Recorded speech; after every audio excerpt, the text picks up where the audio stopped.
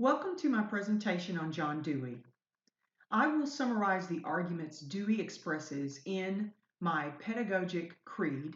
Then I will make some connections to my own experiences and ideas on education.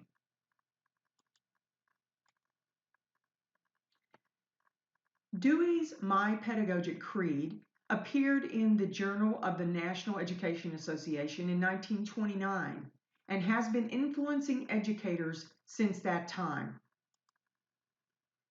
In this presentation, we will look at Dewey's ideas as he pronounced them in his 5 articles. In Article 1, Dewey reflects on what education is. According to Dewey, education is concerned with the socialization of the individual. It is a process with 2 sides, he says, one psychological and one sociological. Dewey believed that what is taught and how teachers teach should be related to a student's life.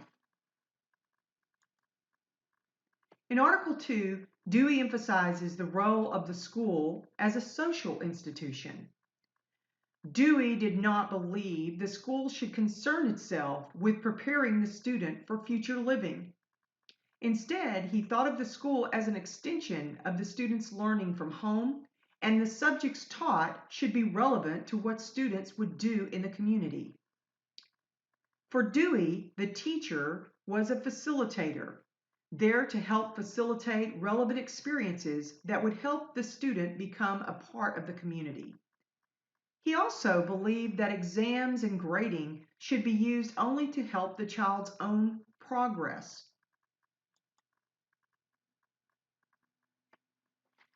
Article 3 has Dewey discussing his views on subject matter. Dewey believes that subject matter should reflect students' real lives. Dewey thought students should be allowed to construct their own learning. He saw vocations to be as important as other subjects and thought all subjects should be based on real-world or relevant life experiences. In Article 4, Dewey asserts that students need to actively participate or learn by doing rather than be passively involved in learning. He believed that students learn when the learning has relevance to their own lives. He also believed that it was a teacher's job to pay attention to the student's interests and help that student to expand on his learning of those interests. In Article 5, Dewey explains how education is the fundamental method of social progress and reform. Dewey saw the school as an instrument to be used by the community to reform society and to move it forward. He believed that education could be used to mold the individual for society's greater good. He also recognized the teacher's role in this process. He thought of the teacher as a member of society whose task it was to help the student find his place in society. When I reflect upon Dewey's Creed, I think about the functions of the American educational system today. I think Dewey would not be impressed by the role testing or assessment has on the classrooms of today. Of course, there are classrooms in the 21st century that still incorporate Dewey's ideas, such as Montessori schools, place-based education, and the responsive classroom. When my educational journey began as a teacher in the late 1980s, many of Dewey's ideas on the role of school in society still remained.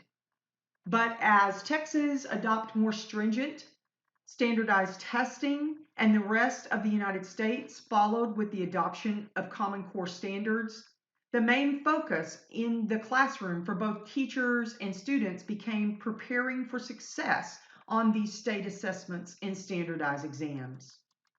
Dewey's ideas on education seemed radical by some measures in the early 20th century.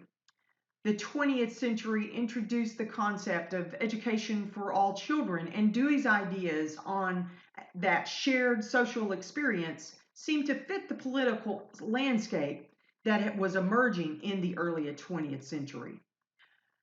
Dewey's ideas have impacted my own experience as a teacher, administrator, and now an instructional designer. As a teacher, I always tried to find ways to personalize the curriculum with my students to help them see the relevance and application of the content they were learning. And I certainly attempted to incorporate hands-on learning as much as possible in my teaching methods.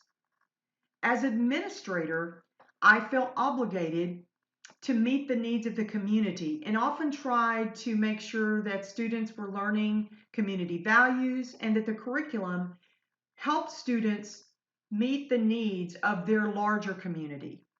Now, as an instructional designer, I am constantly focused on helping faculty present their course materials in such a way that is both accessible and engaging for the student, as well as relevant and applicable to real-world situations. So while I do not agree with every aspect of Dewey's Creed, I do still find value in placing emphasis on the importance and relevance of building community, constructing strong relationships, increasing higher level thinking skills for the purpose of real life application, and following or keeping in mind student interests when planning instruction. That is my presentation on John Dewey. Thank you so much for watching.